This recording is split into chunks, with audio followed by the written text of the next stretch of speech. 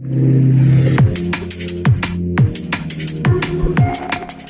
continuamos en Cosa Pública 2.0. Ya vamos a pasar a nuestra próxima entrevista. Rápido comentarles este plan demencial que publicó The Washington Post sobre esta idea que trae Estados Unidos con respecto a Gaza. Es absurdo e indignante. De hecho, hubo respuesta de parte de Hamás que dice Gaza no está en venta.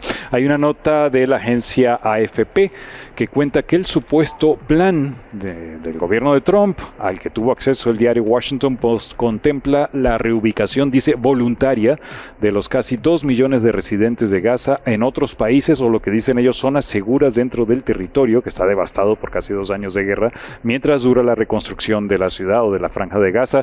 Quienes acepten irse, dice que van a recibir $5,000 en efectivo, asistencia por 4 años de alquiler, o sea, el lugar a donde los manden, y 1 año de alimentos. Ese es el plan. Ya volvemos con más detalles, pero por lo pronto nos enlazamos nuevamente a la línea telefónica y ahora saludamos con mucho gusto a Claudia Campero. Ella es integrante de la Alianza Mexicana contra el Fracking y tenemos interés en conversar con ella para evaluar cómo ha sido el primer gobierno de Claudia Sheinbaum y el gobierno de Andrés Manuel López Obrador, es decir, de la Cuarta Transformación, en torno al extractivismo y la utilización del fracking. Claudia, muy buenas tardes, te saluda Rubén Martín. ¿Qué tal? Mucho gusto, saludos a ti y a todo tu auditorio. Gracias, Claudia. ¿Qué podrías decir, un primer balance de lo que informó el gobierno? Supuestamente está cambiando la política energética, pero ¿cómo se mira desde a la Alianza Mexicana contra el Fracking? Hace apenas un par de semanas emitieron un comunicado donde dicen que el gas no es estratégico, es trágico esto porque la presidenta hablaba de seguir explotando gas. Sí, mira, es muy complicado porque el gobierno de Andrés Manuel López Obrador manifestó en repetidas ocasiones desde su campaña y durante su gobierno que no se permitiría el fracking. Desafortunadamente, eso nunca se tradujo en una prohibición explícita, ni siquiera en una moratoria. Incluso manifestamos desde la Alianza Mexicana contra el Fracking en repetidas ocasiones que esto incluso reflejaba presupuesto público por las formaciones rocosas, donde se seguía asignando el presupuesto público, donde la única forma de extraer ese gas era precisamente a través de fracking.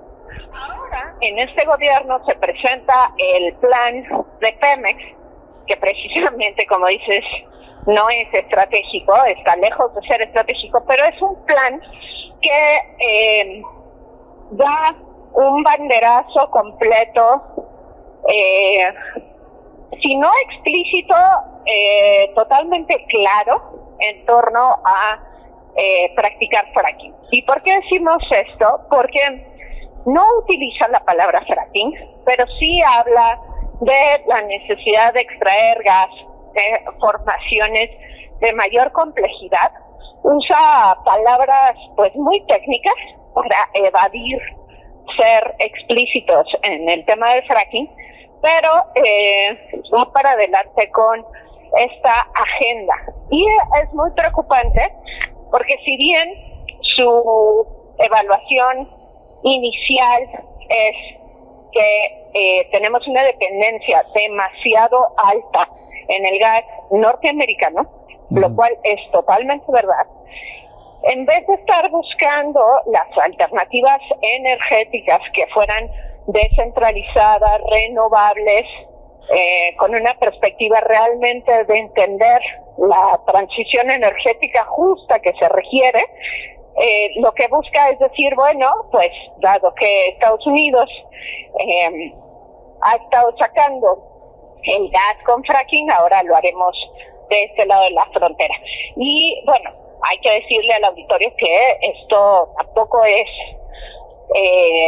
totalmente nuevo, ya se ha hecho fracking en México desde hace tiempo, pero el nivel de impulso que representa el plan Pemex como una agenda explícita a lanzarse sobre las formaciones de más difícil acceso, las que los técnicos llaman no convencionales, pues es una preocupación muy grande y es totalmente contrario a las promesas de campaña que había realizado la presidenta actual y también pues a numerosas personas de su partido que en diferentes momentos se han manifestado con preocupación de los impactos ambientales y humanos que tiene esta práctica, porque hay que repetirlo, el fracking es muy tóxico y el discurso actual busca colocar que el fracking ha cambiado.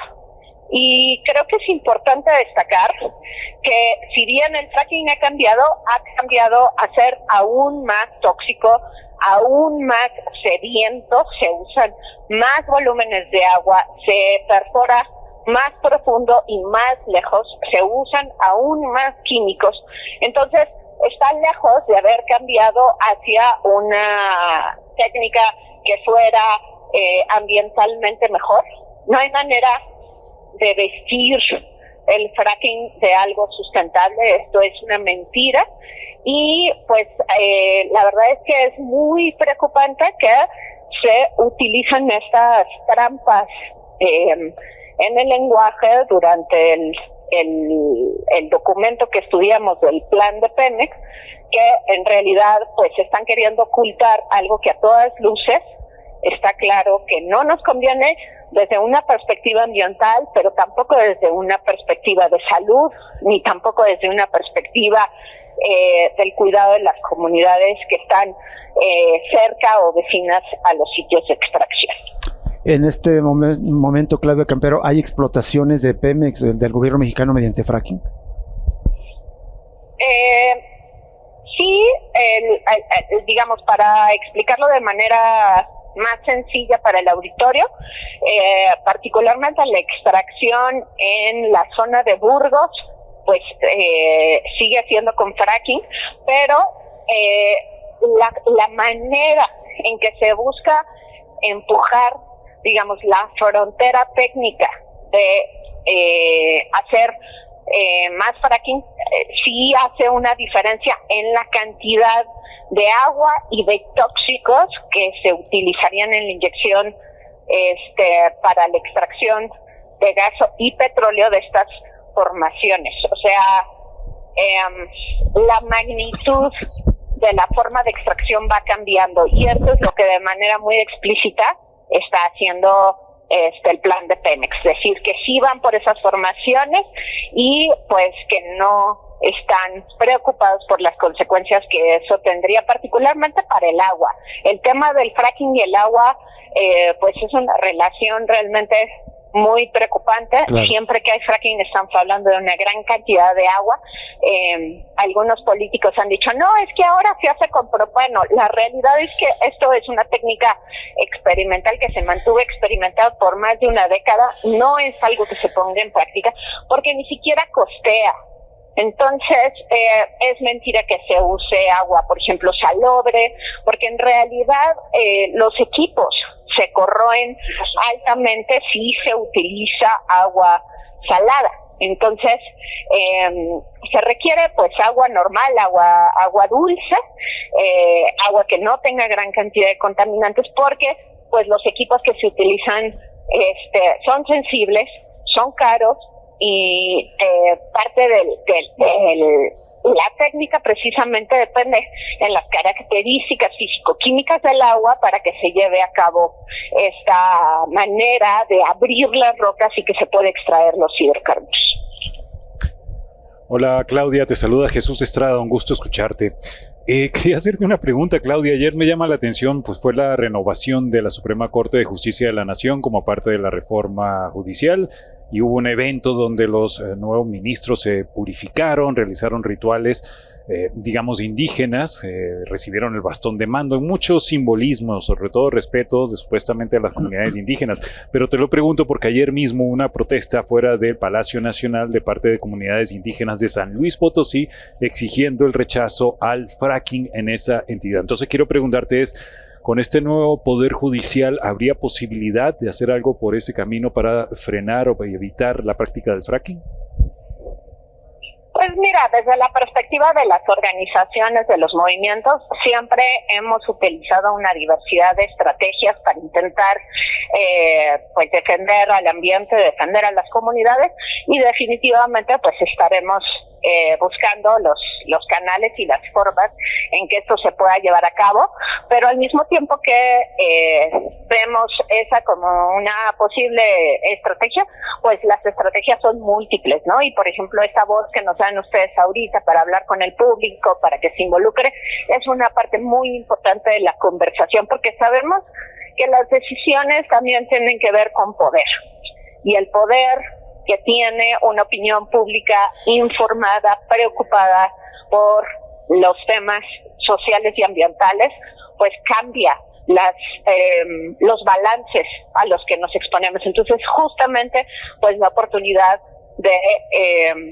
que compartan las noticias de las comunidades de San Luis Potosí, de las organizaciones que estamos buscando luchar porque tengamos un ambiente más habitable, porque las comunidades puedan mantener sus modos de vida, puedan seguir sembrando, puedan seguir pues algunas comunidades trabajando con un turismo, con diferentes cosas que son a escala mucho más pequeña y reducida.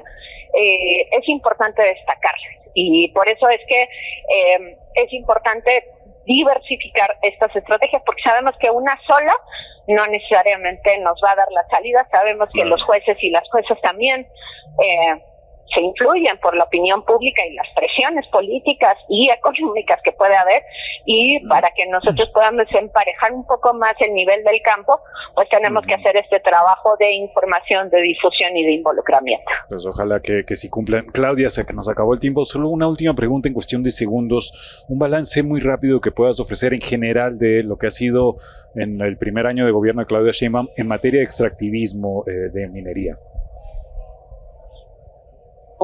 Me temo que en tema de minoría no lo trabajo, entonces no suelo responder temas que no son mi especialidad. Bueno, fracking. Ok, muchas gracias. Te agradecemos mucho, Claudia Campero, que nos hayas aceptado conversar con nosotros, y seguimos en contacto con ustedes desde Conexiones Climáticas de la Alianza Mexicana contra el Fracking.